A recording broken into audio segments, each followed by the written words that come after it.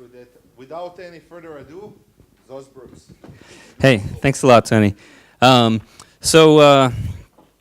This presentation, this first one that I'm doing here, is on hacking driverless vehicles, and we're sort of shoehorning this into the whole IoT thing in a way. But eventually, robot vehicles will be part of the IoT.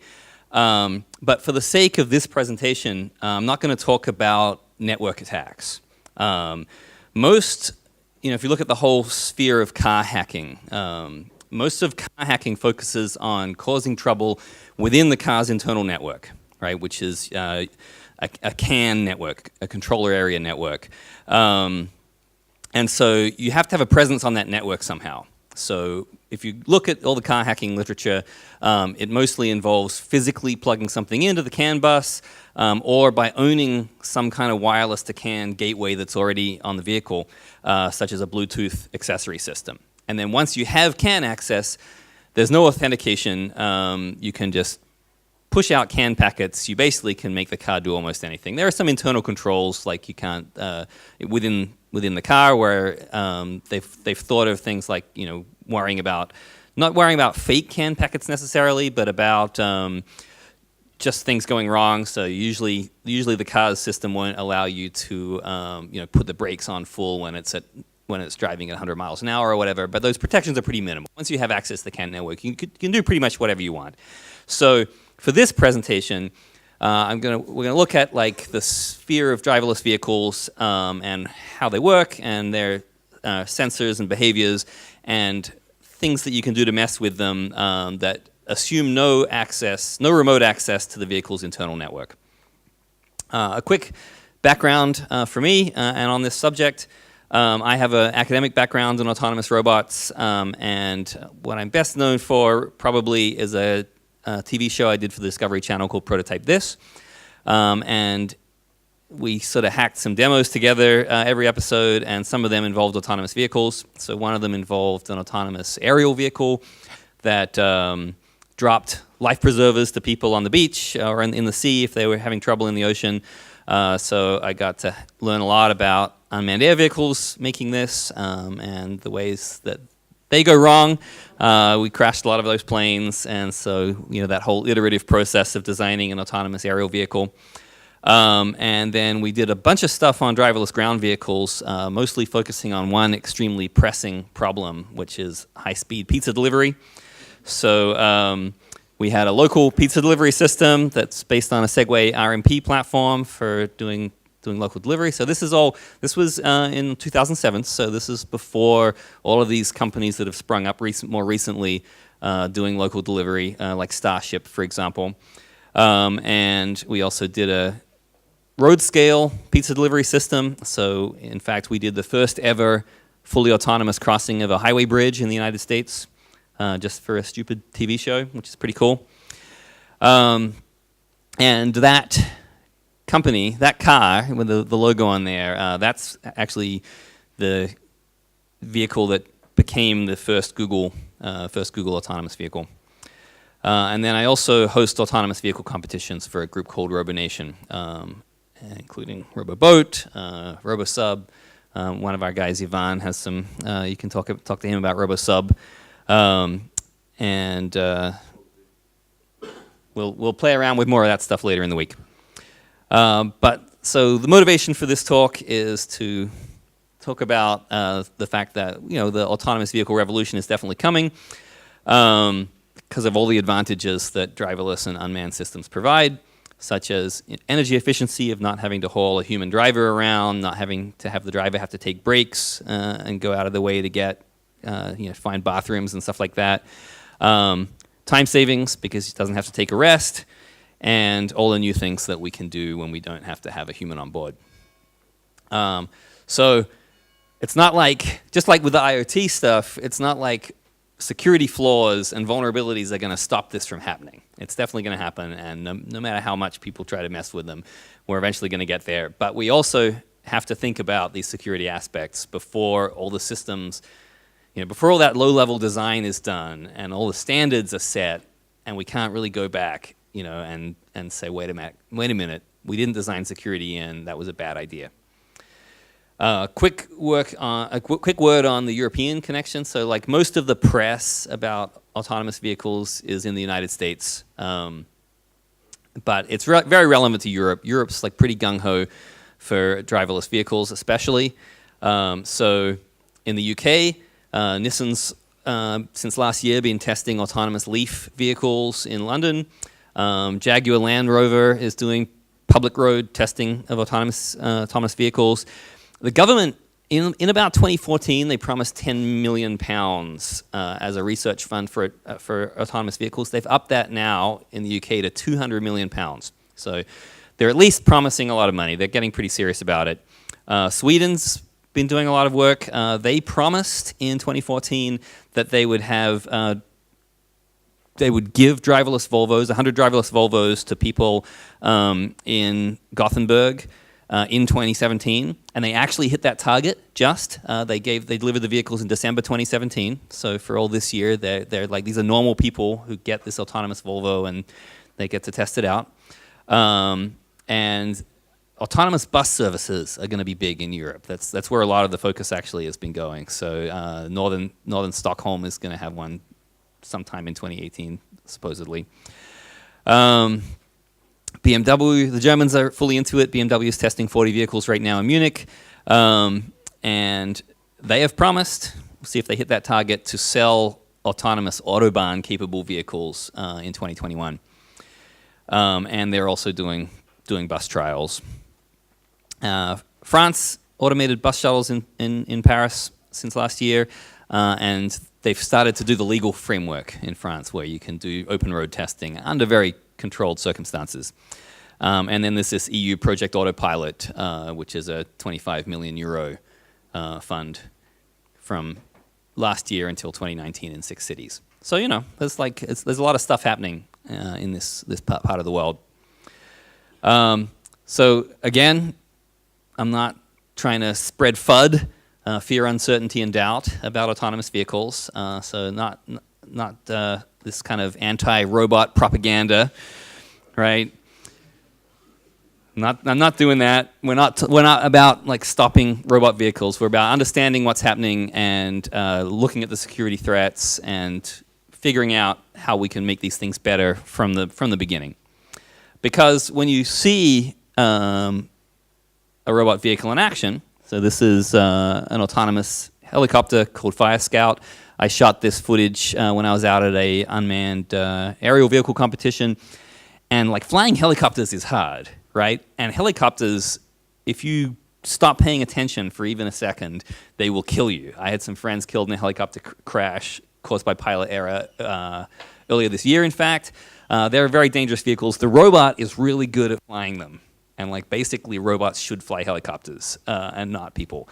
So we need to make sure that this is a thing that can happen without malicious people being able to mess with them. But I will say, in terms of managing vulnerabilities, this vehicle is still in testing, and so I did notice when I was filming this, the operators, there are people, the system's unmanned and semi-autonomous, but there are still operators turning it on and telling it to go fly its mission and stuff, and they're hiding behind that start cart over there, like just in case something goes wrong. So that's what we need to do, is we have to think about the kind of things that people will do to hack these vehicles, and we need to think about countermeasures, make the systems bulletproof. So, quick summary of the unmanned system space. It just means, when we say unmanned systems, we just mean that there's no human driver on board, but there could be human passengers. Can have a controller or supervisor off board. So all these, like, when you think about like drones and the American drone wars and stuff, there's all these dudes sitting in shipping containers that are telling it what to do, and not every second, but they're telling it where to go, and they have control authority over when it like shoots off missiles and stuff like that. You could have a guy on board, like if you think about the Tesla autopilot mode or whatever, someone's on board, they're like the safety driver, and they're supposed to be able to take control if something goes wrong in a few seconds, which is, like all kinds of like human interface problems there too, because as we've seen from Tesla's experience, not everyone's actually ready to take control in 6 seconds. They like are sleeping or they're playing video games or whatever. That was Uber's experience too when they just killed a pedestrian because the safety driver was like watching TV while they were supposed to be paying attention to the car. And of course, we know that the military are the ones that have pumped a lot of money and are big early adopters of this stuff. Interestingly, in terms of these like human supervisory thing, that's very important in the military space. If they lose communications with their unmanned aerial vehicle, if they don't ever regain communications with it, they usually crash it on purpose. I visited the General Atomics factory last year. They make this drone on the right. And yeah, they had good conversations with them, and the military, you know, they have a lot of money, and it's even though the vehicle is totally capable of returning to base and landing itself, it has no sense and avoid capabilities. So if they lost communications with this thing and it came back to base and it went to land and it like crashed into someone else's plane on the runway while it was trying to land because it can't see any other plane, and like, you know, let's say it was like a C-130 full of soldiers, and so now you've like, you know, killed 30 people, that's just too much of a risk. So instead of doing something about that problem, in order to be able to recover their vehicles, they just crash them on purpose, and because it's like $60 million, whatever, to the American military, they don't care. That's like a much more acceptable loss for them than the risk of crashing a plane with people in it, crashing into a plane with people in it. So it's pretty interesting philosophy. And they're responsible for a lot of uptake at least in the aerial space. So this is a pretty large jet-powered UAV called Global Hawk, and it's basically a surveillance platform. It's not an armed system, but they want to just have a lot of long endurance surveillance, and then that's the uptake up to I think 2011, and you exponential curve ramp up, right? So these things, once they work, people really like to use them. And the people who pay the bills, ultimately, at least in America, for this stuff is Congress, and they're pretty gung-ho too. They passed a resolution back in 2001 saying that by 2015, 1/3 of all U.S. military combat vehicles would be unmanned. Obviously, they didn't even get close to that target, but that's what they really want to spend money on. As opposed to the aerial vehicles that, you know, they both basically are up in the air. If they lose control of them, they crash them, whatever. On the ground, the military space, they actually they design them with threats in mind, you know. So like here's a little, it's like an area denial patrol robot from the U.S. Army. They brought that out to RoboSub a couple of years ago, and obviously this is something that's really designed to defend itself. Of course, it also has kill switches because it's a prototype vehicle. So for this particular one, you just have to get close enough to push the button, and then the robot is going to switch off. They'll probably remove those switches when they put it into production, I would think. But so that's all the military stuff. I'm done now for this talk talking about military stuff. We're going to talk about mostly civilian applications. So here are some places you might see things show up. Obviously transportation. The ocean is a place that's very expensive and hazardous to put manned vehicles out into, and so you can really save a lot of money and improve your mission endurance and so on by putting out unmanned vehicles in the ocean. Mapping is great because mapping's super boring when you have to drive around everywhere or fly around everywhere with a person in it. That's how we're mapping things right now, but it'll be great when we don't have to have people in there. The movie industry and the filming industry has super adopted multi-rotor aircraft now. We went from basically you had to rent a helicopter. When we shot the autonomous crossing of the highway bridge in 2008, I think, we had to rent a helicopter to get aerial shots of that, and it was super expensive. But now It's really easy to get these aerial filming platforms.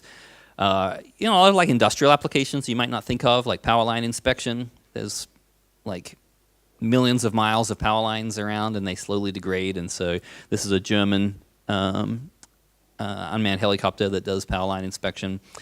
And then deliveries, right? There's the pizza delivery, but like Amazon's throwing money into Prime Air, which eventually, once they get the regulatory stuff out of the way, they'll be delivering packages by air, hopefully. There are a bunch of companies starting up doing deliveries and so on. Autonomous delivery vans, what have you. Another big one that's especially relevant to Europe is unmanned shipping. So there's like these big shipping companies that are based in various places in Europe, like in Norway. Rolls-Royce announced that they want to do all their cargo shipping unmanned. This is I think that's the Rolls-Royce concept vehicle.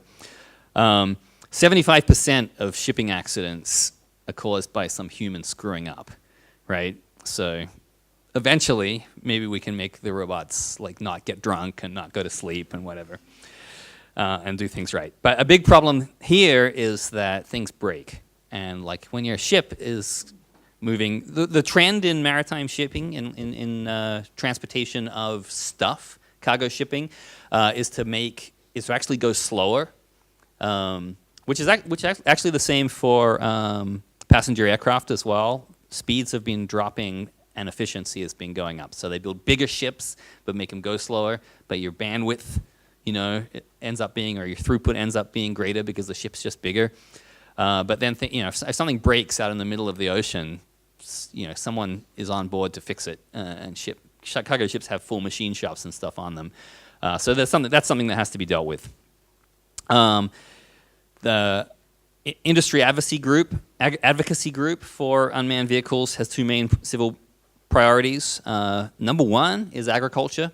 So making it cheaper and more efficient to grow stuff, manage farms, and so on.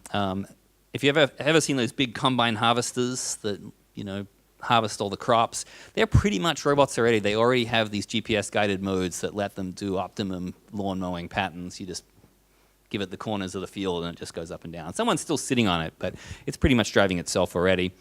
And then self-driving cars. That's like where the industry groups think the most important, most money is to be made in those two areas. And the things that are in the way are the fact that we have to share that infrastructure with things driven by humans. Like we could have driverless cars already right now everywhere if we didn't have to deal with the fact that humans are really unpredictable and bad drivers.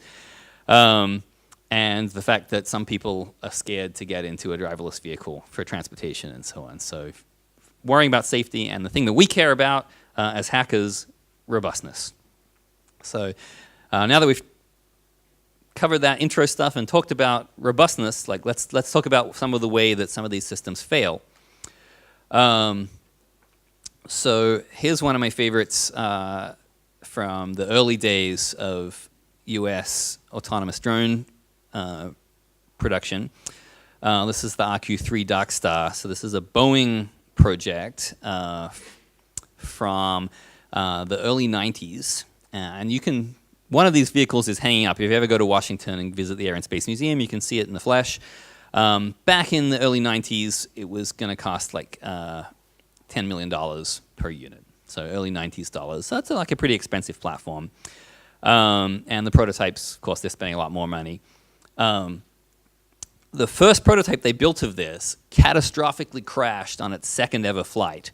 And unfortunately, I don't have footage of that, but I do have a quick footage of a successful takeoff run of this. But it's the kind of thing like, when there's a really embarrassing screw up in the defense industry, you can't always get the footage of it, unfortunately.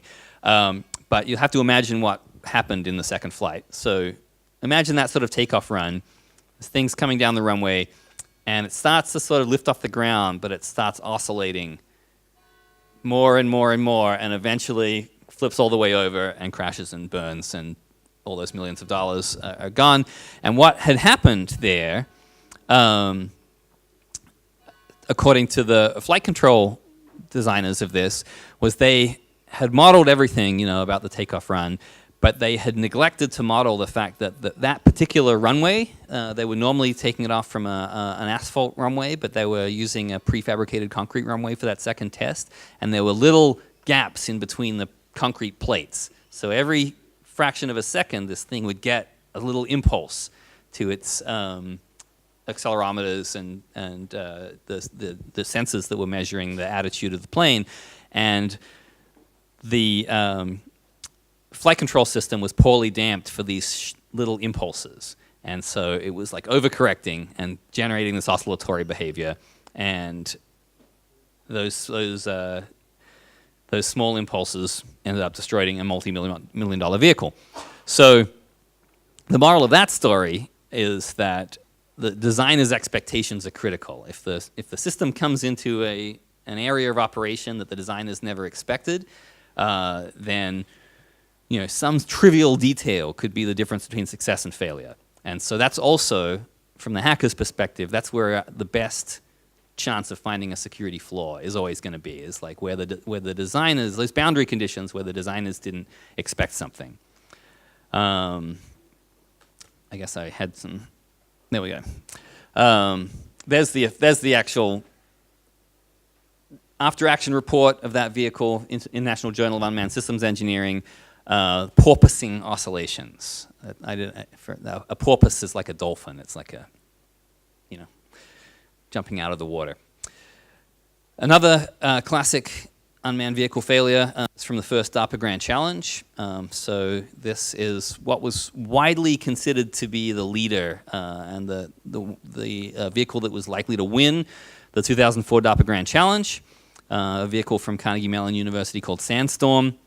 And in the DARPA Grand Challenge, it only got a few miles. No one won that Grand Challenge. This vehicle got the furthest, but it only went a couple of miles and then took a turn wrong, ran off the side of the road, flipped over, and caught fire.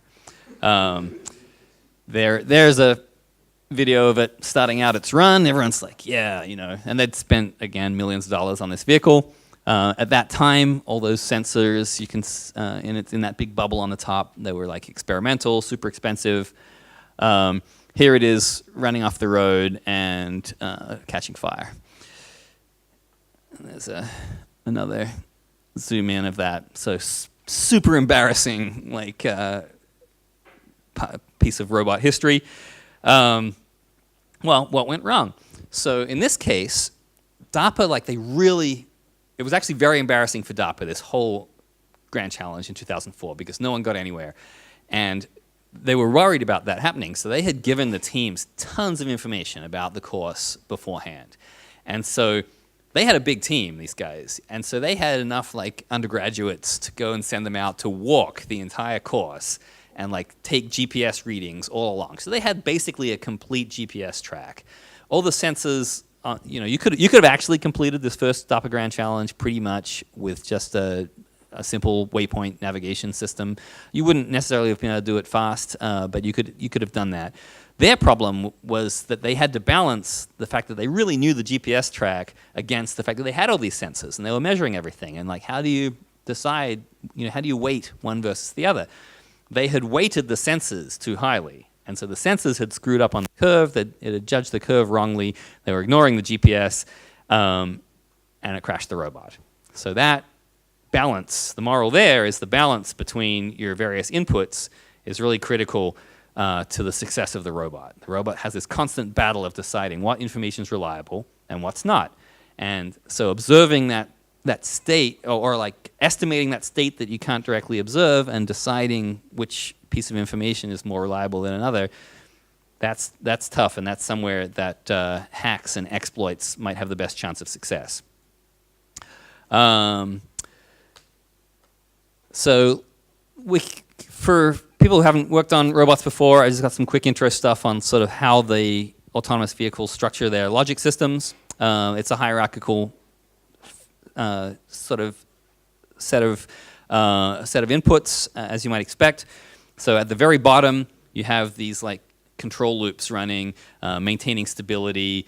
making sure in the case of a quadrotor, for example, just making sure that it's like staying in the same place where you put it, and gusts of wind aren't causing it to drift. Then you've got your collision avoidance. Again, in the case of aerial vehicles, sometimes that's not there at all. Your navigation and localization, trying to figure out where you are and get from point A to point B. And then everything that's talking about your high-level mission, doing planning, all that, reasoning about, going and delivering the thing. I've got another slide coming up next. Any attack lower in the chain destroys everything above it as well. And so therefore, more engineering effort normally gets put into guaranteeing robustness at the low levels. So the lower layers are better targets, but they're also harder. So here's a couple of examples from prototype this. The life-saving drone. The control loop layer is making sure that the plane has control loops that are tuned for the environmental conditions. You can fly it within a certain level of wind or storm, for example. No collision avoidance, just like military drones. And then the navigation level was just pure GPS waypoint nav. And then the motion task planner is being able to do this dynamic bombing run. So figuring out, okay, where do we have to deliver the package? Let's get in position for that, do a predictive sort of bombing run, drop the package to the person. Vulnerable to collision, and that high-level logic all depends on one sensor. So if you deny GPS, or if you spoof GPS, that system's going to completely fail. In the case of pizza delivery, this is the local pizza delivery system, so the lower control loops are for balancing. We've got a two-wheel platform here, so things like, the weight's going to change when you take a pizza out of the dispenser, and so it's going to have to be able to compensate for that. The collision avoidance has to be able to do dynamic obstacle avoidance. If someone walks in front of it, or if a car pulls out in front of it, whatever, it has to not run into it. The navigation, in this case, we're building our own map from its primary sensor, which is a laser rangefinder, and then being able to so you do a few runs in an area, figure out the map, and then you have to localize yourself on the map. And then the high-level mission is dispensing the pizza, making sure that the right person gets the pizza. You got to authenticate yourself as the person who ordered the pizza by swiping a credit card, so what kinds of attacks are people going to do to this system? You might try to capture the robot, make it get lost, make it crash into something, or you might just want to steal the pizza, right? So you might just want to attack the credit card system and just get a pizza, and who cares about the fact that it's a robot? Looking at the general logic structure of an autonomous vehicle, most of them are going to have some kind of a state machine underlying what they're doing, and so this is sort of looking at the high-level mission now. So figuring out what state the robot's in, and a state might correspond to like a subtask if the mission has a few different elements, and the transitions between states might be figuring out, I've completed a task, or something else came up that takes priority over that task, or like, all right, I just don't even know what's happening with this task. I'm going to give up and move on to something else. And within a state, there can be all kinds of logic and mission planners and so on as well. So here's an example is one of these robot competitions. I'm using RoboSub here. So there's like, if you look, I'm just going to open this whole map here. There's maybe some tasks like navigating through the gate, which is the very first thing. Everyone has to do that. So the robots there is no transitions anywhere else from that state. If it can't complete that, that's it. And then once you get further into the mission, they may be all kinds of bidirectional, like, I'm going to try one thing, I'm going to come back. At that point, the system becomes more variable in its behavior, and therefore also more unpredictable from the outside, what it's going to do next. And places where the system like this might be vulnerable could be in its state estimation, deciding what state that it's actually in. For example, when it's coming down to the torpedo task, so it's going to have to fire some torpedo at some targets. It's got to find those targets first. So if you can convince it that it's not in the place that it thinks it is, or if you can obscure the target somehow, it's not going to be able to complete that task. And then also transitions. So if you can convince it that it's already completed a task, you can make a transition to another task. And then some kind of unexpected conditions within the states. And our way to confuse robots in general is to mess with its sensors. Other ways as well. But let's talk a lot about the kinds of sensors that we will encounter with driverless vehicles. There's two basic classes, either active sensors, which means that the sensor is emitting some kind of thing and recording back what it gets from the environment from that active output. Think about like a sonar ping and response, or a passive sensor that's just collecting information, like a camera, for example. So here are some common examples, and I'm going to use the Google vehicle from before they split it off and became Waymo as my example here, and point out where on the vehicle these things tend to be located. So GPS for a ground or an aerial vehicle is super common, great sensor. Oops.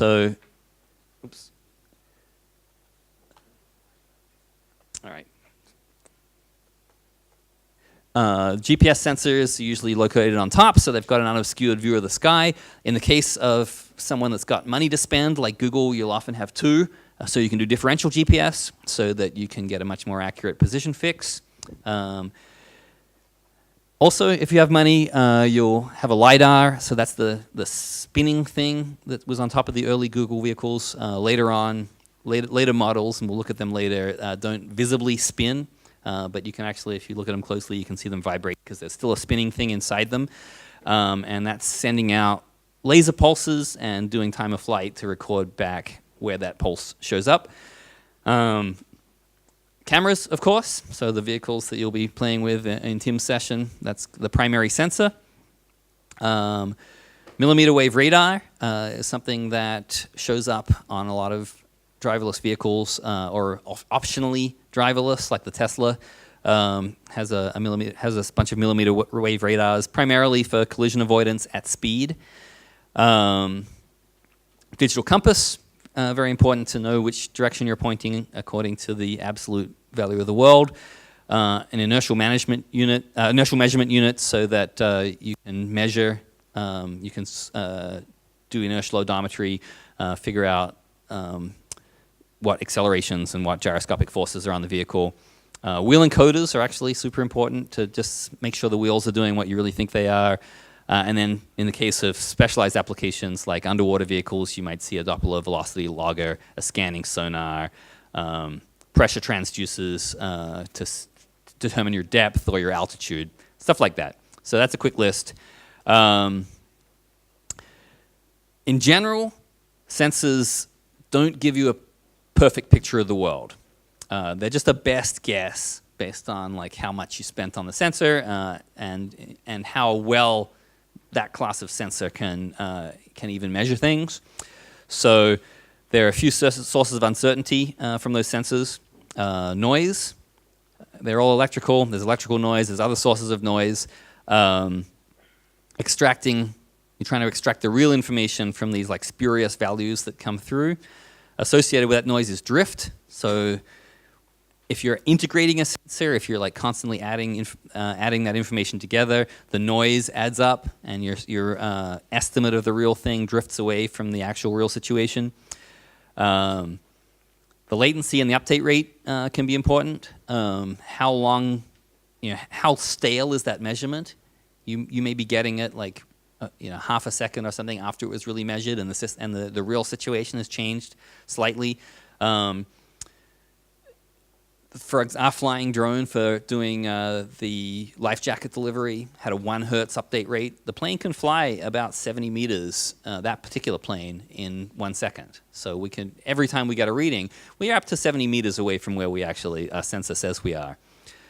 And so you can model that uncertainty, but you have to make assumptions about where that noise and so on is coming from. And so, how good are your assumptions? And then we talked about this before in the case of the sandstorm crash. If you've got multiple sensors, you've got to fuse them together. And so That's great. If you can fuse stuff well, that's way better than having just a single piece of information. But what do you do when the sensors disagree? So the robustness of your robot may come down to how good is your robot at discounting the information from a single sensor that someone is trying to attack, right? Or it's just gone bad. But in the case of the hacking, let's say we're attacking that sensor. If the designers haven't done a really good job of managing reliability and managing the uncertainty of their sensor information, then just one small attack can throw off the entire thing. So let's look at attacks on sensors. So two basic kinds of sensor attacks. One is denial, so just preventing that sensor from giving relevant information. And the other is spoofing, so that's giving deliberately, specifically bad information to one sensor. And you can have a choice as the attacker. Do you attack the sensor directly, or do you try and subtly attack the aggregated sensor information? So trying to make the robot make bad decisions over the long term. So let's run through most of those sensors. GPS, of course, most popular sensor if you can use it, if you're not under the water. GPS denial is easy. You just jam the radio signals from the GPS satellites. Those signals are very, very weak. The only reason GPS works at all is because we know exactly what those signals look like, so we can design a very precise matched filter for those signals. Otherwise, they'd be completely swamped by just ordinary radio noise that's around the place. And so jamming's super easy. You can go to sketchy Chinese websites and you can buy a GPS jammer for not very much money at all, because all they're doing is throwing a huge bucket of radio frequency noise at those precise frequencies that the GPS signals come on. You can also build your own. There are schematics for GPS jammers out there. Super illegal, by the way, to do this, but nevertheless, you can totally do it. And then spoofing also is not particularly conceptually difficult, although the devil's in the details. You have to be clever to do this. But conceptually, it's very simple. You are just going to make fake GPS satellite signals, and you're going to broadcast them at a higher power than the real satellite signals. Again, assuming that, which is true in the case of most civilian GPS receivers, that they haven't got some logic in there to say, okay, wait, if I've got a suspiciously high strength signal, maybe that's an attacker. So you can buy, or it is possible to make GPSs that are more resistant to spoofing attacks. Unfortunately, as we know from IoT, everything's made as cheaply as possible, and security is not a high priority. So here's an example of GPS spoofing. There's a group down at the University of Texas at Austin, the Radio Navigation Laboratory, that's like really into doing this stuff. So here's an example of them doing GPS spoofing against the UAV, and I'll try to narrate this in real time. So the red points on that kind of more curved thing are the tracking points of the real GPS signal, and what they're doing is they're generating a fake signal and they're moving it in and dialing it in so it lines up exactly with the real signals, and then they're moving the fake signal away so that the system that the UAV is using to track the real GPS signal gets sort of captured by that. So once you've captured what it thinks the GPS signal is, then you can subtly move that away, and the controller on the vehicle will try and recover that. So here they are. They've got a real UAV with GPS. They're taking over its GPS, and they're telling, they're moving the fake GPS location up. So the UAV thinks it needs to move down to counter, it thinks it's drifting up, but really it's not, and they're going to fly that UAV right into the ground. If they hadn't taken over with the safety pilot, they would have just completely crashed that vehicle. This method is what the Iranians claimed that they did when they captured this American surveillance drone, RQ-7.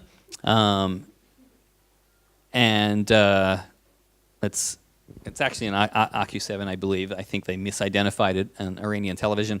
But we don't know for sure if this is true. It seems pretty unlikely. It seems more likely that it just crashed by itself because of the fact that there's encryption in military GPS signals. And that's one reason. Secondly, the military knows that GPS is super easy to spoof, so they do not rely on GPS for navigation of military systems. So it's more likely the Iranians just happened to capture this crashed one, but they claim to everyone that they had spoofed GPS to drive it into the ground. It's not just military drones and hobbyist UAVs that are vulnerable to this stuff. Right now, today, in the future, driverless vehicles as well. Right now, today, things that are vulnerable. Oh, wait, next slide. I'll get to that. In the civilian realm, GPS is used as the primary sensor, and I'll show you a great example of that in a sec. But here's a quick example from the DARPA Grand Challenge. We can see some interplay, some weird behavior here, right? It's like on a completely straight road, there's no reason for it to be doing what it's doing right now and driving off the road if it was relying on primary sensors other than GPS, right? If it was using vision, beautiful bright day, perfectly clear road, everything's fine. That to me, and again, you can't know why a robot's doing what it's doing unless you have access to its internal system and you can get a report. You can only guess. But to me, that looks like there's some sensor fusion fighting going on. Like the GPS, like the road is not exactly where the GPS thinks it is, and so it's trying to balance GPS versus vision, and it's like getting, running off the road a little bit as it puts primary reliance on the GPS, but then it notices itself drifting off the road and it corrects based on other sensors. That's a very expected kind of behavior where two pieces of sensor information are disagreeing. You could just say, well, we're just going to rely on GPS. Then you run into the sandstorm problem, or you run into this kind of thing, right? This vehicle, it's just not doing collision avoidance at all. Just drives over a concrete Jersey barrier, right? Which to me, that's the most amazing part of that video. Is like, who knew you could drive a van over a concrete Jersey barrier? Pretty awesome. But here's the example I was talking about before about right now, if you want to mess with someone's shit, you can totally do it with a very expensive thing. This is UT Radio Navigation Lab again. They were like, hey, we just demonstrated this thing with a $200 remote control helicopter. Why don't we go find the most expensive thing we can find that we can do this to? And so they talked to someone that owned a yacht, one of these mega yachts, right? They cost millions and millions of dollars. And they said, hey, can we hacksaw your GPS on your mega yacht? And they said, okay, because these guys, when they're out in the middle of the ocean in the day, so they can't, do celestial navigation, GPS is the only sensor they have. The only reason that they think they are where they are is because they're looking at the GPS and it says so. There used to be a system called LoRaN that broadcast radio transmissions from terrestrial sites. That got switched off a few years ago. So GPS is all you got. And so if someone can spoof that, you can totally take over someone's yacht. So here's their video of that. The yacht is driving out of GPS control. The hacker does the same thing as with the UAV, sends the fake GPS signal, gets it perfectly aligned with where they are, and then, once they've acquired it, just a 3-degree change in heading. And they trick the system into thinking it's going off course. So the system corrects and tries to get the fake position back on course, and the yacht just drives off wherever.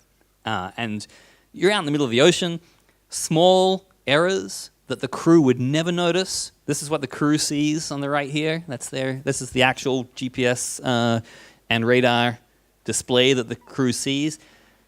They got no reference. They will never notice a 3-degree heading change, but over thousands of miles, you can put that yacht in a completely different place. The hardware cost to do this is $2,000 or less to take control of a multi-million-dollar super yacht. So this more recently was released.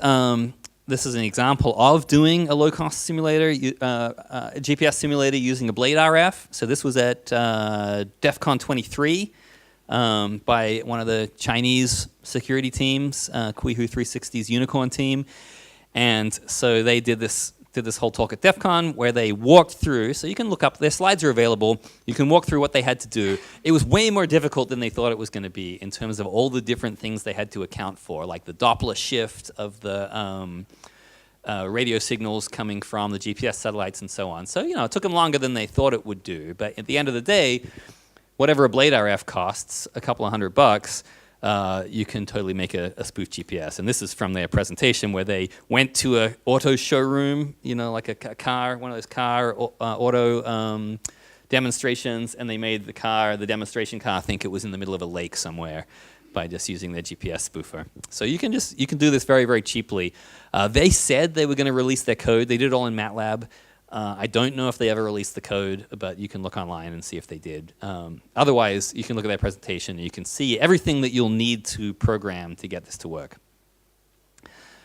There are mitigations for this that have been suggested for GPS spoofing, like looking at signal strength. Another one is there's after UT Radio Navigation Lab took over the super yacht, another group at an American university tested a mitigation against their system, and their mitigation would have noticed it. What they do is they wiggle the GPS antenna at a high frequency, because when the antenna's moving, you get Doppler shift and you alter the carrier phase of the GPS signals.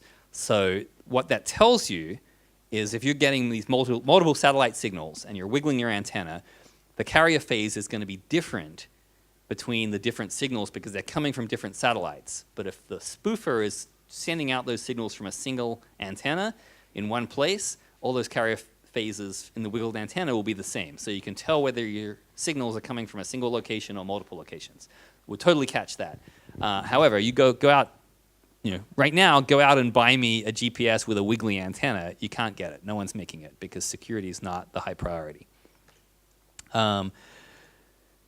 Next sensor, because everyone, this is like the sort of second most important sensor because everyone's using this, is LIDAR. So it's a scanning laser rangefinder. The first LIDARs were these industrial monitoring sensors. They send out a laser beam and measure the return of those lasers, and so you get a point cloud of everything that's in the environment. So mechanical scanning, collision avoidance, building maps. Hacking those, again, you can actively overpower the sensor by sending your own laser at it, or preventing that return signal from ever getting back to the sensor. And then for spoofing, you want to manipulate the absorbance or reflectivity of a target, or you can do active spoofing again by sending your own laser pulses towards it. Here's some examples of the laser information from the pizza delivery robot. So you can see, in this case, it's just a single two-dimensional set of points, and you can sort of see what those returns look like. In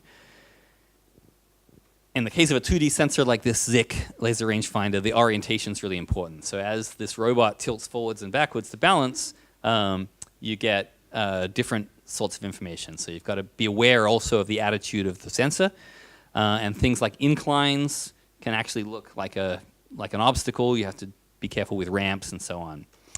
And anything that's under the sensor could get missed. So low obstacle, if you know if you're like throwing an obstacle in the way of a vehicle where you know its sensor orientation, you can put something under the sensor and it'll totally run into it. So LIDAR, again, is an active sensor. So it's sending out a signal and looking for that return. So it can only see something that returns a signal. If it doesn't get a return, it assumes there is nothing there. Most of the world, right? When you're outside, if you're sending beams into space or whatever, you're never getting a signal. So to the LIDAR, most of the world, it just doesn't know about. There's no data returned to it. That also means that if something is absorbent, it also looks like nothing.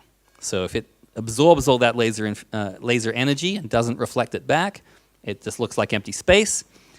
Similarly, something that's transparent, the light goes right through it, it doesn't return a signal. So if you know, the old Wile E. Coyote hitting the fake tunnel thing, if you've got some material, some paint or whatever that absorbs in the frequency of the LIDAR cannot see it, and you can make a driverless vehicle run into that. You can make obstacles out of transparent things. As long as it's transparent to the frequency of light that the LIDAR is using, it'll run into them. And then reflective things can really confuse it. So things like puddles on the road actually are a problem for driverless vehicles because it reflects the laser information off it.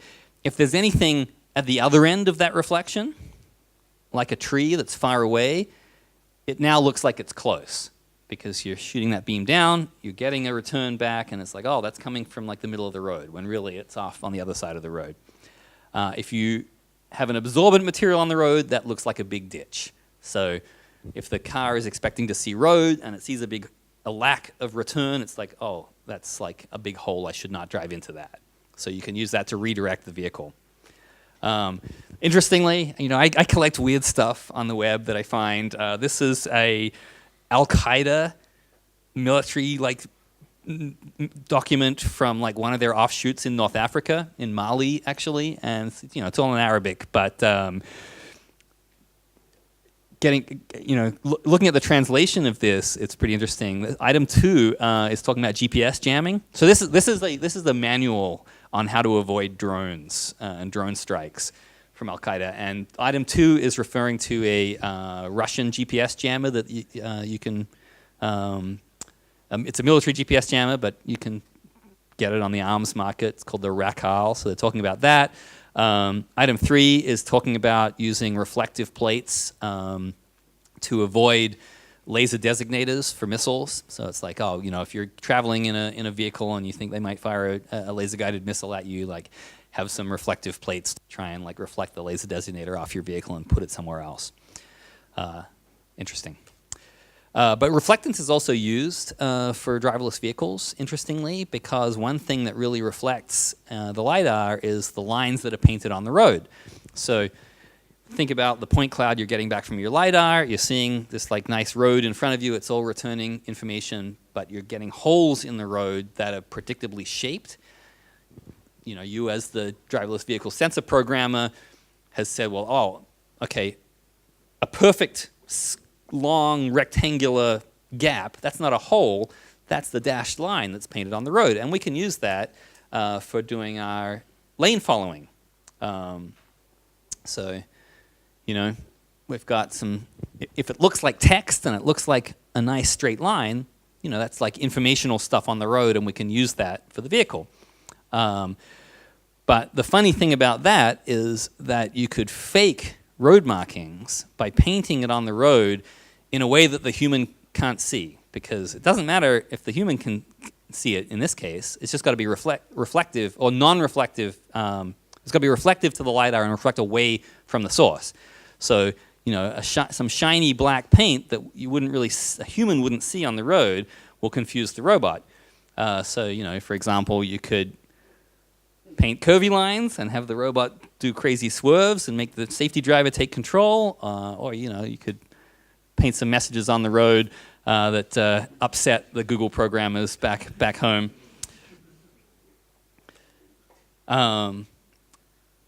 Another basic passive attack on the LIDAR is that anything that looks solid to the LIDAR looks solid to the robot. So you can make lightweight obstacles that look like they have to be avoided, you know, like a big crumbled up piece of paper or a big block of foam or something like that. The LIDAR is going to see that and think, oh, that's a giant boulder, I need to go around that. There are some recent mitigations to this. The latest Velodyne sensors have dual return. So they actually look not just for the first return signal, but they look again for a secondary weaker return, and that's so they can do vegetation avoidance or they can kind of see through vegetation, because some of the laser energy gets through, and so looking for that second return lets you say, okay, this thing's like not quite solid. There's something behind that. So you've got to make your obstacle out of something that's going to give a solid return to the laser frequency. But if that's the case, the robot has to avoid it, right? It's going to think it's a solid thing that needs to go around. In the last couple of years, there's been some interesting research in active LIDAR jamming. It's certainly well known that if you have a very bright source that's in the LIDAR frequency and you shine it right at the LIDAR gets dazzled just like a camera or just like a human eye, and it can't see. So here's just some, you got your shark with a laser on top of it, and you're pointing it right at the LIDAR. So just here's some confirmation of that. So this is the point cloud return from that Velodyne. This is last year at KAIST, this research. You can see there the Velodyne has multiple beams, like the higher end Velodynes. So a common one has 16 lasers inside it. So you get, instead of a single 2D view that you would have to then mechanically scan yourself, it just does it for you, and you get 16 bands of point cloud information. So in that spot there, you hit that with a laser, and it can see everything else. It can't see that area. So if you want the robot to run into your obstacle, you put a laser on it, and you have it pointing at the LIDAR, and suddenly it's invisible to the LIDAR. This is another interesting result from that same research. So here are two recent Velodyne LIDARs. The one on the left, the thing spins inside. You can't see it spin. The one on the right, the top spins visibly. The thing you notice about both of those is the glass that's covering the sensor, which is mostly there to stop dust and moisture and stuff from getting in, is curved. And it turns out that if you hit that with an active suppressor laser, where it refracts in and hits the sensor depends on the strength of your denial source. So the stronger your beam, the more it refracts, and you can actually control where it's like you get fake returns, fake false positive returns showing up from the LIDAR, which is exactly what you'd want if you were attacking a driverless vehicle from the lane next door. You want it to stop, for example, so you would want to shoot it with your active suppressor, but make it think that the things it has to avoid are in front of it, not coming from you. So you modulate your source power in order to have it think that those false return dots are in front of it instead of where you are. Also helps with like making them in a very adversarial situation. They don't know where it's coming from. So here's some examples from the paper. The weak source has, it's a little tough to see in this projection, but the fake dots from the weak source here are all in line with the attacking source. Here on the right, with the strong source, it's induced fake returns off axis. So anonymity for the attacker, and also some flexibility in how you confuse the robot. Even more sophisticated attack is in the class of spoofing attacks on LIDAR, is a relay attack. So this is where you actually measure the incoming pulses from the LIDAR, and then you send back fake pulses to make it think that you are it is seeing things that are not there. In this case, the timing is really critical because these beams, obviously, are light beams. They're traveling at the speed of light. The time of flight is very, very short, so you don't have time to receive a laser pulse, generate your fake pulse, and send it back to confuse the sensor on that particular pulse, right? What you've got to do is you've got to monitor the sensor for a little bit, see the rate and the angle and the dispersion of the pulses that it's sending out, and then you anticipate when it's going to send the next one, and you send back your fake one at just the right time. So this is a much more difficult attack, but it does give you a lot of control over where those fake dots appear. So here's an example of, you've got a spoofer that's quite close to the LIDAR, but it's able to induce fake dots a long distance away. Pretty much, in this case, in line with the LIDAR, because, again, you're sending back these fake ones. So you don't have control over the bearing from the sensor, but you do have control of the distance. And so there, in this case, we have the spoofer sending fake position returns closer to the target than it really is. This is a difficult attack to pull off practically, right? This is demonstrated in the lab, but in able to, if you were going to try and pull this off against a moving vehicle, you'd have to be able to track that vehicle exactly. You need to know exactly where its LIDAR is on the vehicle and be able to exactly characterize its behavior and send back pulses. But it's a theoretical attack that works. Moving on to cameras. Cameras are not used as much as you might think. We'd love to. I mean, cameras are cheap. It's relatively easy to process the data, but computer vision is really hard. They are used for specialized object detection, and we'll talk a little bit more about that in the context of attacks, but things like street signs and stuff like that, that's pretty easy to deal with because a street sign looks the way you think it looks most of the time. Sometimes you can use stereo cameras to get a depth map, but compared to LIDAR, that's noisy, so you only do that if you can't afford a LIDAR. Tesla does a lot of their autopilot stuff with vision because that's Elon Musk's point of view, is that like buying all these expensive exotic active sensors is a trap. Humans navigate with vision, so we should just have our vehicles do it too. We'll figure it out. But there are lots of problems with using cameras.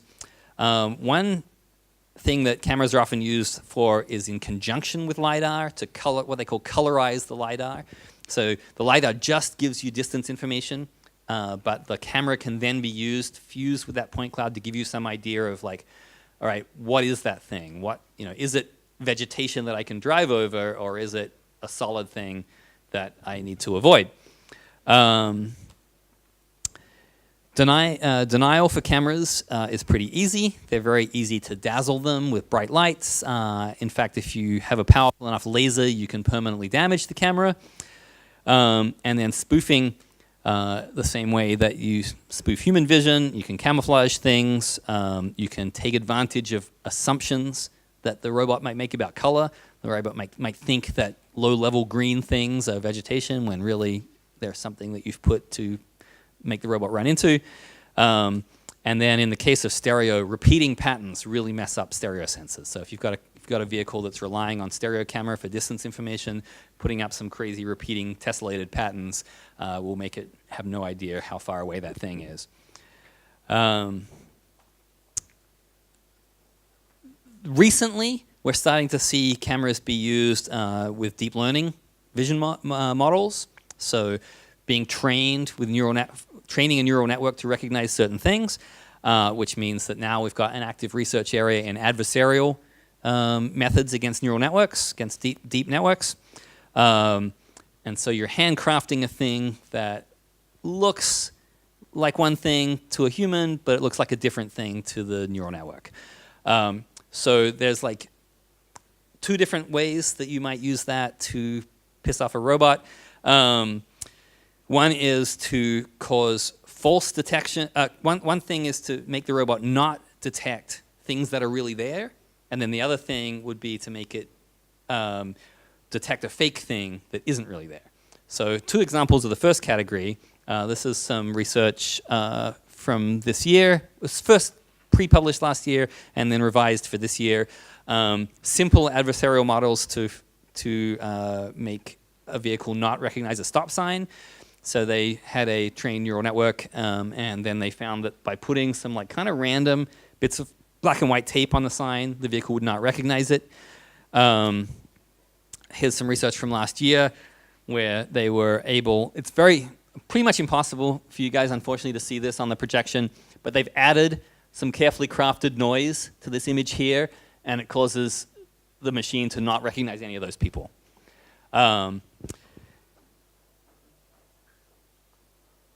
So far, most of these techniques have been white box techniques, so people who really know, the attackers know in advance how the neural network works and how it's been trained and so on. So it would actually be tough to make any of these things work practically, and they don't work reliably in the face of parametric distortions, right? So basically what these guys have done is they've taken this image and they've crafted some adversarial noise and added it to it so the machine doesn't see the people. But a slightly different viewpoint and a slightly different image would require totally different adversarial noise. So they're only able to do this with a still image. When you're taking video, you would have to generate that adversarial noise. So that's not really a practical technique against like a robot you don't own. There's some really interesting research that's been done by a group at MIT where they actually managed to craft these adversarial models that worked reliably from lots of different viewpoints, and then they 3D printed them. So in this case, they had like some model that they trained to recognize different types of objects, and then they crafted an adversarial turtle that the vision system would think, from any orientation, looked like a rifle. So that's what's happening here in this. This is what the vision system thinks this turtle is, and it doesn't think it's a turtle. It thinks it's like most likely a rifle, but maybe a revolver or a shield. So that's pretty cool because it works from different angles. So you can rotate this 3D model. But again, to practically deploy this, I hesitate to say this is a practical attack because you really need to know a lot about the vision system and what it's been trained on and what kind of, in order to craft your adversarial model. Let's look at millimeter wave radar. So that's a sensor that, like I said, is mostly used for collision avoidance at high speed. The millimeter wave radar is the same thing that's in those machines at the airport that let the airport security people see your genitals. And these things tend to be in the bumpers of the car for collision avoidance, and they're pretty low resolution, especially compared to a LIDAR. Most things are very reflective to this sensor, so they generate a lot of noisy, false positive kind of stuff. So to deny or spoof these sensors, you can jam them, or you can chaff them, so you can throw out a lot of stuff that's really reflective. So for example, these things are so low resolution that if you have a car parked right underneath a big overhead sign, like on the highway, the radar is just going to get a big fat return from that because it's getting a big return from the sign, it's getting a smaller return from the car. So the designer of the system is basically going to write some assumptions that say there's never going to be if you're on the highway, there's never a car parked under a sign. So if you get a big fat return in front of you, that's just probably a sign. So think about where you want to place your obstacle. If you put it right under a sign, you might be able to make something crash into it. Here's some more recent research into actually jamming them. So these guys was presented at DEF CON 24. They took some common automotive millimeter wave sensors, so that's a Bosch LIR3, and then they got a bunch of equipment to basically blast a bunch of fake noise at it at the right frequency. And so this is like an attack on Tesla Autopilot, basically.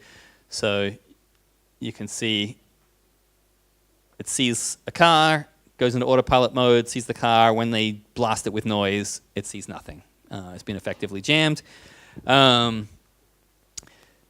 All this equipment up here, signal analyzers, signal generators, harmonic mixers, and so on, it's about $100,000 worth of equipment. So this is not a cheap attack, and it's not a sensor that's a primary sensor for a fully autonomous vehicle, but it is a primary sensor for something like a Tesla in autopilot mode. So if you want to crash a Tesla, you're going to be spending about the same as the owner of the Tesla spent on that Tesla in the first place. These guys also theorized that you could do spoofing and relay attacks on the millimeter wave, but they didn't actually do it. IMU and compass, I think I need to start moving a little faster here, but the inertial measurement unit, accelerometers and gyros, and then a magnetic compass. Some systems use these as primary sensors, military systems, for example. You can get really, really good ones. So, for example, let's say you bought an IMU from a Boeing 777. You get about 0.1% of the distance traveled. So what that means is if you put that in your underwater robot, you go 300 kilometers, then at the end, when the robot surfaces, it's basically within 300 meters of where it thinks it is. So that's pretty good. Very, very difficult to hack because they're fully encapsulated. They don't require any active return from the environment.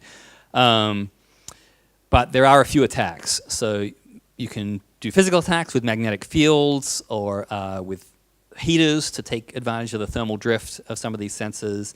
And then a very recent attack that just came out is actually an acoustic attack, which is really interesting. So, for example, if you've got a MEMS gyroscope, right? So electromechanical system, it's got a little weight that's vibrating. And then it's measuring the gyroscopic forces on that little vibrating mass. If you've got a 3-axis gyro, then there are 3 measurement points for this vibrating mass. And it's got a resonant frequency. So you can perturb that vibrating mass with an acoustic source that sends out sound waves at that resonant frequency. And you might have seen this attack before. It's actually been around for a long time, but it was just in the news again recently because people rediscovered it, that you can blast noise at mechanical spinning hard disks.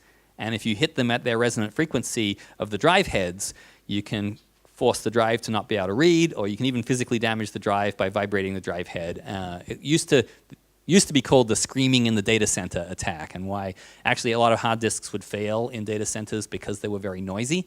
And then, now people rediscovered that attack, and they were like, oh, you can go to someone's security system and blast a bunch of acoustic noise at it, and their security camera won't record or whatever. Same kind of thing here. So these guys from KAIST in 2015, they set up a successful proof of concept with a quadrotor where they had it in an anechoic chamber, and they had a high volume, high frequency noise source, acoustic noise, and blasted the drone, and they were able to crash it. Here's some data from their paper. Region B here is where the noise was on. So you can see these are the control inputs to the 4 rotors, and everything looks pretty normal. And when it gets blasted with noise, this thing just doesn't know what to do. It's going all over the place, and they crashed it. So that's like a real attack. You've got to be pretty close to do an acoustic attack. Wheel odometry is an important part of dead reckoning for the vehicle. So these are basically wheel encoders. They're often on the outside of the vehicle, so you can attack them easily. The vehicle likes these sensors because it's useful for the vehicle to know its true speed and also know if it's really stopped. If it's trying to stop, has it stopped or not? If the wheels are turning or not, that's a good measure of whether it's really stopped. So this is from our pizza delivery on Prototype This, and this is where we inadvertently failed after our autonomous bridge crossing. The car took the corner too closely, and it actually scraped off its wheel encoder. And at that point, it's trying to drive, but it's getting no information. It thinks the wheels. It has no idea what the wheel is doing. So it just got confused, and it didn't know what to do because it was trying to drive forward, but the wheels were telling it wasn't moving. So you can attack that physically.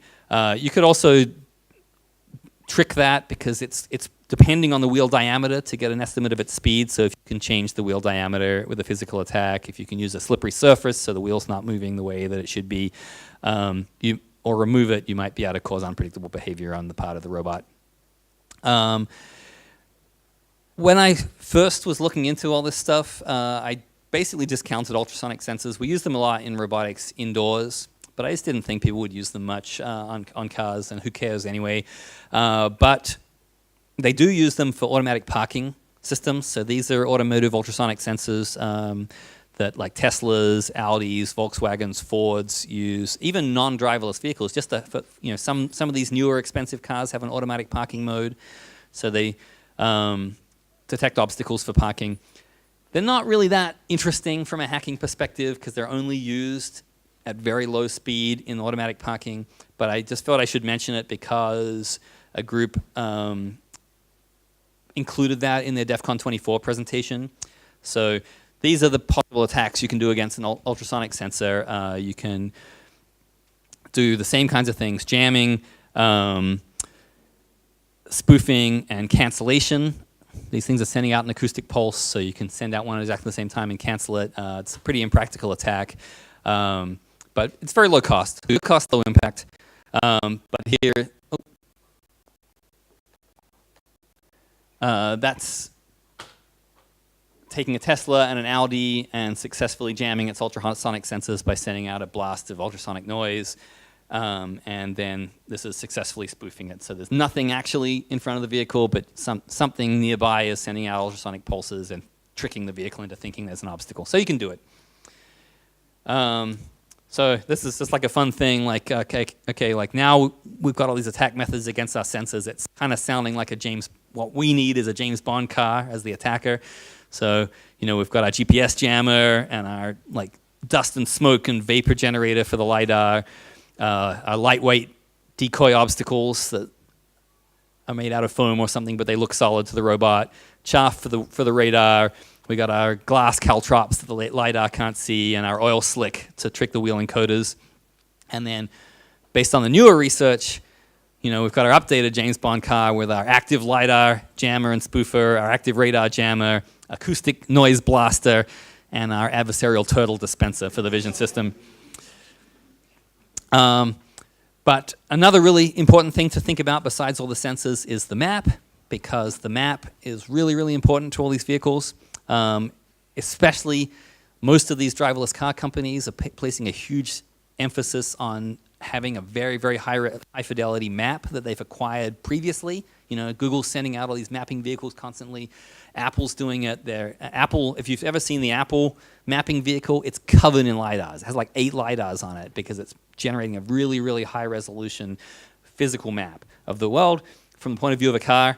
And so that's really considered to be the reference ground truth, because that makes the vehicle not have to do as much work. If you know exactly where the traffic lights are, you know where to look. If you know exactly where the vegetation is, you know to ignore it. And all the other kind of speed control and traffic management features, right? Like you don't have to detect the speed bumps. If you know exactly where they are, you can just go slowly, stuff like that.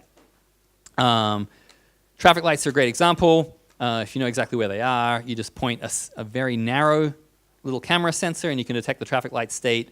And so the robot doesn't have to do much work. That does cause a difference between human expectations and the robot, because the human expects that the robot can see the traffic light wherever it is, but actually the robot only knows about traffic lights that it already knows about. So that can lead to weird behavior. We talked a little bit about vegetation already, colorizing your LIDAR data, and doing a transmission classifier. This is easier now with the more expensive Velodynes that do multiple return. Overhanging foliage can be a problem if you're not reliably classifying vegetation. And I've seen this when I rode in the Google car. Like the trees had grown more since the map was built, and so now the car was like really confused because it thought there was like obstacles in the middle of the road. And so those discrimination rules can make things very brittle if you just depend a lot on the map. Same as with the sandstorm example. Related to that is the map needs constant updates. This, by the way, is from a research paper from about 2014, which is showing how fully driverless vehicles never have to stop at intersections. They can just modulate their speed, and you can just drive in both directions, and they just figure out the path and not crash into each other. It would be totally terrifying to be in the car, but I'm sure we'll get there eventually. So if you're carrying a local map, then you're vulnerable to unexpected features in the real world. If you're dependent on a remote map, if your vehicle is always communicating back with Google servers or Apple servers or whatever, then you can jam it. So if the car's communications become a vulnerability, and then you can also man in the middle that stuff, and you can send back completely false map data. And our goal here is to maximize uncertainty. So require a safety driver to have to take over. For example, if we want to waste the time of the driverless vehicle, annoy the occupants, inconvenience other users of the road. This is like the black hat hacker, right? This is what they want to do. So in that case, they should look for fragile maneuvers, like where the car has maximum uncertainty, right? Like, for example, if its view is blocked and it's trying to turn right, try and make it turn right at the wrong time so some other car like T-bones it at the traffic lights. Or if we have to do physical attacks, figure out, using sensors at our disposal as the attacker, 4G, GPS, and so on, to tell where the vehicle is and make it crash. I feel like I'm running out of time here with this bell going off, so should I? All right, I'll try to just skip through this last stuff. One big class of attacks is trapping and redirecting attacks. So we want to make the robot go where we want it to go instead of where it wants to go or where its designer wants it to go. So we can use moving obstacles. We can even use obstacle swarms, like little robots that cause it to go somewhere we want to go. We can make our artificial stop signs to make it stop. The idea here is to make a general class of things that a human driver ideally wouldn't even notice, or a human driver at least would ignore or be able to deal with appropriately, but the robot, because of the way that it's programmed, it cannot ignore them. So we can use small obstacles that a human would just not consider an obstacle, but the robot does. Another class here is the clobbering attack. So that's to make the robot crash.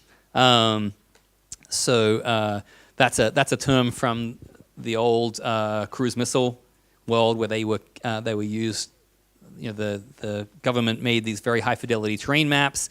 The missile had a terrain map on board, but there was no communications because that's a vulnerability. So the missile is constantly comparing what it sees with this map that it's got stored on board.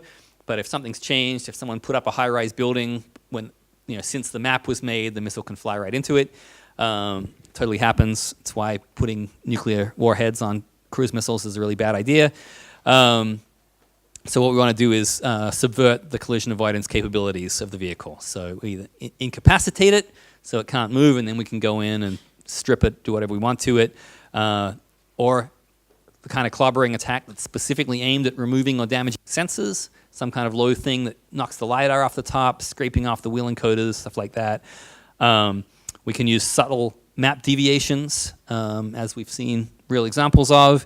We can imitate light vegetation that it doesn't think is an obstacle, but really we've put something hard inside it, so it is an obstacle. We can simulate obstacles at high speed, so the robot has to take an evasive maneuver at high speed, which it's likely to do badly and crash.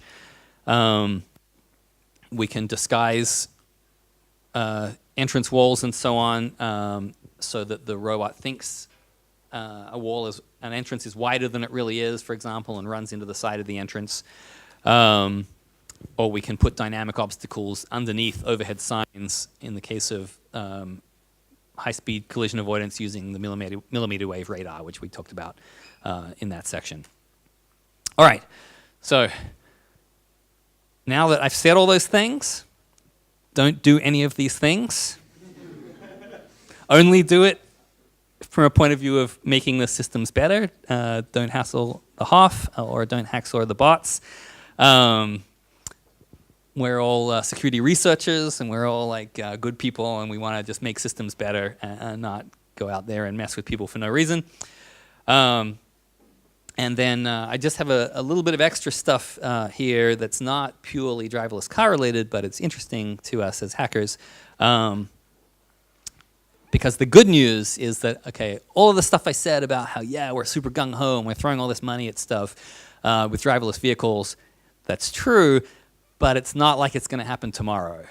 It's happening slowly, but here's a pretty funny quote from Technology Review in 2014 where it's here's this car, if they were going to sell it, you can only use it in Silicon Valley, and it doesn't know how to park, and you can't take it out if the weather's bad, and if there's a big hole in the road, it'll drive right into it. Things are a little better since 2014, but it's still much the same, right? These aren't totally ready for prime time. So I wanted to just talk a little bit about another technology that is kind of ready for prime time, and it's starting to be rolled out, which is vehicle-to-vehicle communications. This big official report on V2V and its companion technology V2I, vehicle to infrastructure, is a wireless packet-based method is like a driver assist system that we're likely to start seeing in a more widespread way before we're going to see a lot of robots on the road. So let's just take a quick look at that. This is the sort of main components of V2V.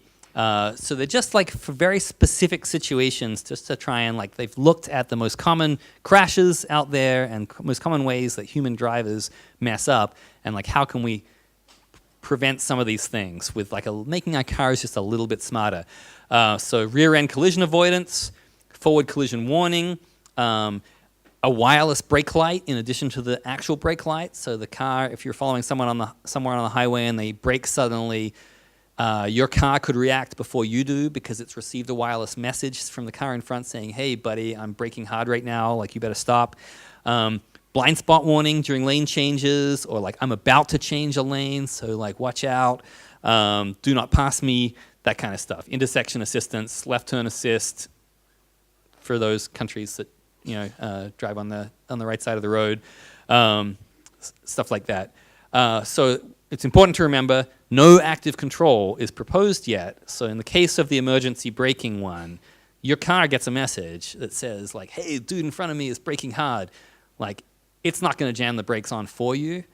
At least for now, it's going to just give you a big siren like, hey, wake up, brake. Just warnings for now. So what we've got going on here are onboard and roadside communicators that are sending out these wireless messages, what we're calling a DSRC, a dedicated short-range communications.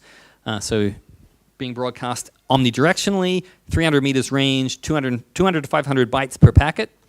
And this protocol is called BSM, Basic Safety Message.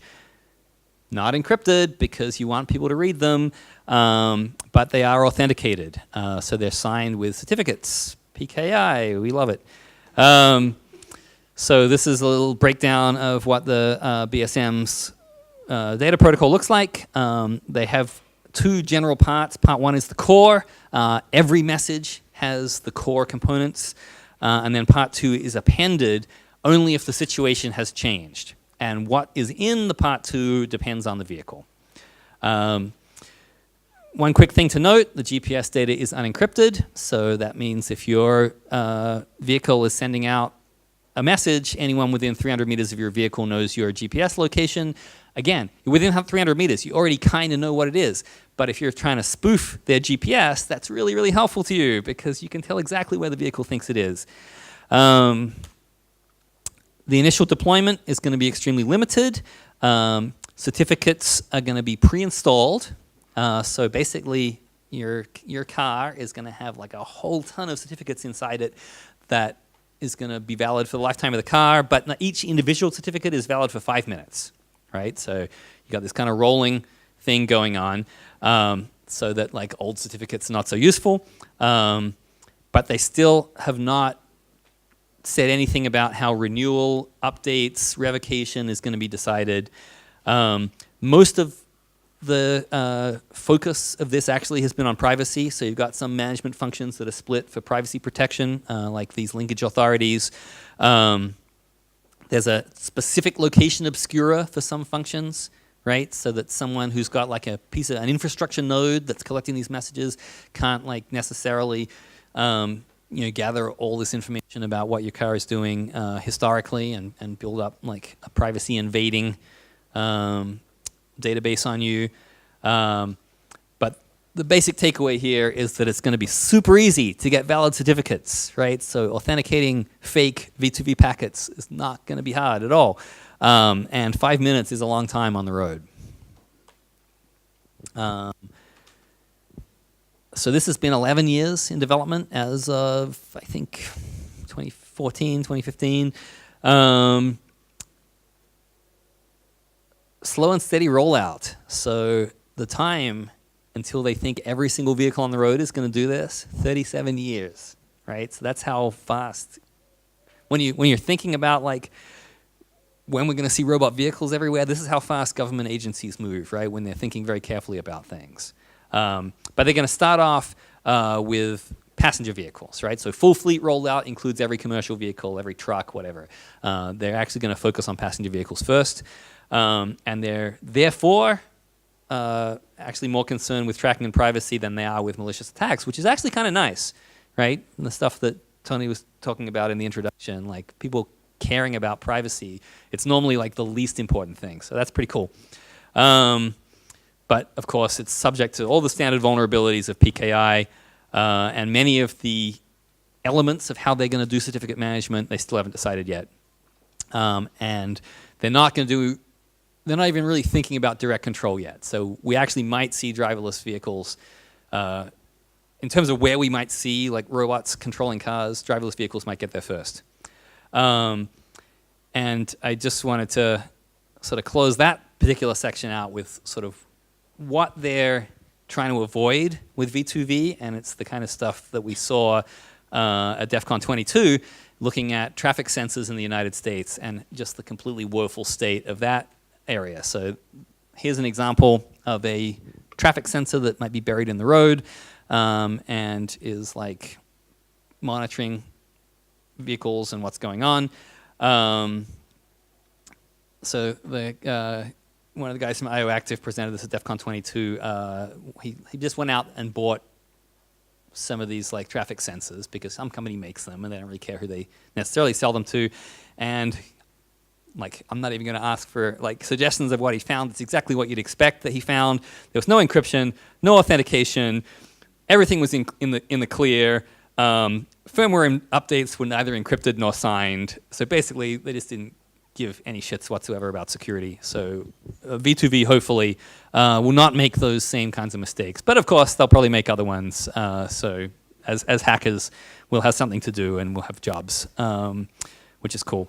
So that's it. I just wanted to close with one more modified propaganda poster because I really like propaganda posters, and the other ones were kind of anti-robot. So this is a pro-robot propaganda poster, the Austin Powers dream about we can just get it on in the back seat while the car drives itself, which we eventually hope will happen. So hopefully everyone here as a security researcher will help that to happen in a safe way by uncovering the vulnerabilities and letting people know what they are so they can mitigate them before they're deployed all over the fleet. Thank you.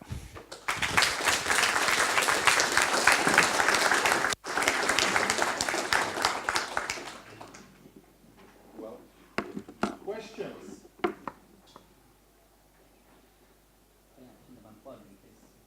are humans going to interact with those vehicles? If you remember the animation, unless you're in India, how can you interact with those cars? Yeah, so that, would be a sort of, I think you'd only see an intersection like that in the case of, let's imagine like a highway system where in order to get on that road in the first place, you had to basically put yourself in a harm's way, and you had to verify that your car was capable of it, and then everyone's in the car, because you can't have a human driver in that situation mixed in with the automated ones, because they're definitely going to crash. Although, I have driven with some taxi drivers who I think could handle it. Like I had this taxi driver in Egypt that he should have, in another life, he should have been flying like for one of those like display aircraft teams, because he was doing like 100 miles on the highway with like 10 centimeters spacing between the car and front. It was amazing. So, how many money you spent on repairing your robot car for the pizza delivery? Yeah, that was, it only lost a wheel encoder, but there's like, since that time, there's been a lot of delivery robot stuff that's been, actually, my brother's company who helped us with that project, he did a demonstration for Domino's Pizza where they built a specific pizza delivery robot for them. Once you've got like a vehicle that's carrying valuable stuff and no one's protecting it, people are going to definitely try and rob it. So you're going to have some kind of, just like fraud in credit card cases and stuff, right? Like if you're a company doing that, you're going to have some acceptable loss rate where you're just going to accept that people are going to damage it, they're going to steal stuff, whatever. It's going to happen. And I have one comment on the sensors. So we had a talk in the Meta Lab about prosthesis. They're doing prosthesis for people, for disabled people. and they also use sensors. And they say after some time you have like knowledge about the sensors and the normal noise level, and then you can check out if the sensors are alright. If the noise is missing, then you know that something fishy on the sensor and it's broken or something like this. Yeah, yeah. There are definitely all kinds of mitigations to all these attacks. The thing is that most manufacturers don't do them because they just don't care about security, just like everything else. It's like all the IoT stuff, you know. Yeah, the answer is for security. It's not a priority. Sorry, back there. Sorry, just about the technology about the sensors. So we have these different kinds of sensors that are broadcasting their signal, like LIDARs, ultrasonic. They're sending out signals and waiting for returns to them. So it works when one sensor is broadcasting. How does this technology work when there are thousands of sensors around broadcasting their signals? That's a really good question, and I honestly don't think anyone's really looked at it too much. NIST is starting to develop, NIST, like the National Institute of Standards and Technology, right? Yeah. They are starting to do all kinds of robot-related standards because there are like people at NIST. NIST is a big organization and they deal with a lot of things, but there are people there that are starting to realize that actually this area is a complete shit show in terms of like the claims that manufacturers can make. And so they're starting to do standards for LIDARs, they're starting to do standards for robot performance. So there's like one guy at NIST who's been like really fighting to get like standards for rescue robots, and so that if you're like a manufacturer that makes a rescue robot, like how do you characterize its performance and its ability to do rescues in various environments? And it's just like this one dude, but he's been building all of these test rigs, trying to figure out metrics and stuff like that. So there's starting to be some awareness there, but I don't know any comprehensive stuff on like, if I've got hundreds and hundreds of LIDARs in a small space, because every vehicle's got several of them, like what kind of interference things are going to have.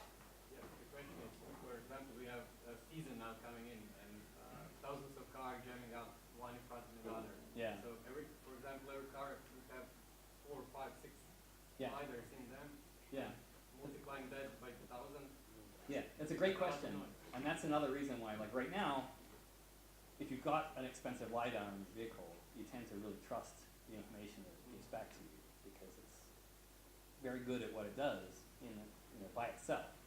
But if you're in an environment that either has a lot of interference or has active threats, you can't trust that sensor as much anymore. You have to figure out, what's your plan B. I had a really, for the LIDAR, you're talking about seeing reflective surfaces. Does that count for mirages? Will a mirage in the road screw it up? Probably. I mean, like anything that causes the return to not be a representative of the thing you're actually pointing at. So if you've got some like heat layer that's like, reflecting away when it should be coming back, or reflecting back when it should be continuing on, it's gonna not be giving you the information that you expect. But the LIDAR is not also, you're not talking about a kilometer range. If you're out, Oh, right, so the you're angle's driving, not that up. I think that kind of water mirage that you see on the road is probably, a few hundred meters ahead of you, and the LIDAR's not seeing that far anymore. Anything else? Thank you very much.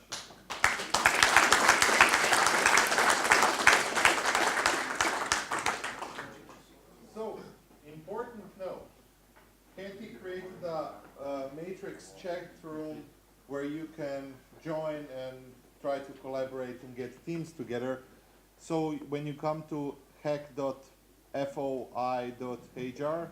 the website of the school, you can join the matrix chat, and you don't need to register, you just have to enter your nickname and you can figure out teams for the CTF.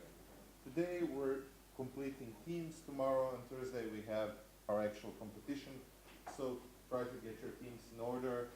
By the end of the day we'll ask you to try to report in whose team you are. Still, at the end of the day we'll have some possibility that you can say, hey, I'm looking for a team I don't want to go freelance so somebody can adopt you if you don't have a